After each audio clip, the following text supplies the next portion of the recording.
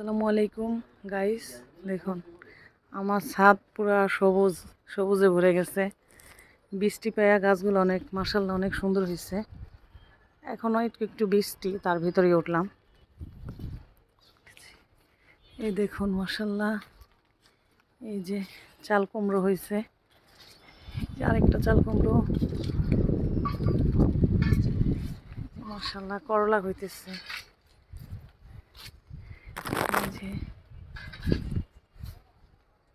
ছোট ছোট করলা হইতেছে আবার।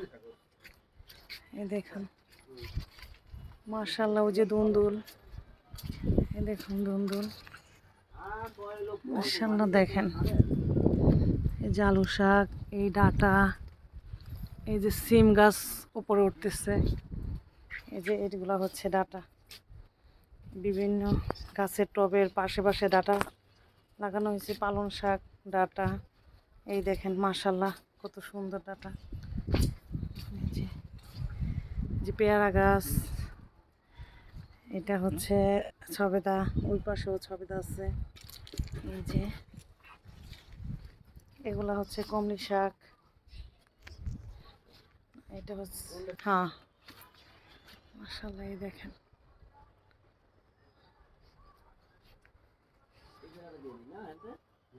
এই যে আম গাছ আমি ই করছিলাম, দেখেন মাশাআল্লাহ। নিচের ছাদেও প্রচুর পুঁই শাক, তারপরে ইটি হয়েছে কুমড়া শাক। এই দেখুন মাশাআল্লাহ পেয়ারা, তারপরে হচ্ছে শাক সবজি দিয়ে আমার ছাদ পুরা ভরপুর। দেখুন দেখুন মাশাআল্লাহ, এটা হচ্ছে বড়ই গাছ, এগুলা কমলি শাক। ওই নিচের ছাদেও আছে, ওই যে আমার এখানে একটা সজনা গাছ, ওদিকে আছে মালটা, ওই যে একটা সজনা গাছ আছে ওখানে, ওখানে পুঁই শাক সবগুলো, ওগুলা উপর থেকে যদিও বোঝা না যায়। পুঁই শাক, তারপরে হচ্ছে কুমড়া শাক, বেগুন, এটা হচ্ছে মিশরীয় ডুমুর। এই দেখুন মাশাআল্লাহ হইতেছে। এটা হচ্ছে সরুফা ছোট ছোট হইতেছে, ফুল হইতেছে, যদি হয় আবার আপনাদের সাথে শেয়ার করব।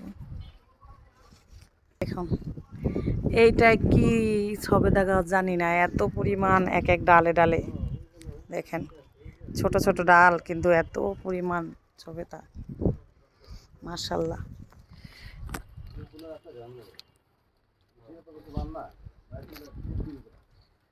এটা বড় হয়েছে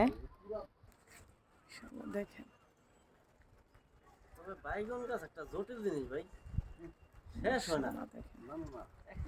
সবাই দোয়া করবেন, আল্লাহ হাফেজ। আমাদের সকলের জন্য দোয়া করবেন, গাছগুলোর জন্য দোয়া করবেন। আপনারা সবাই ভালো থাকেন, এটাই কামনা। আল্লাহ হাফেজ।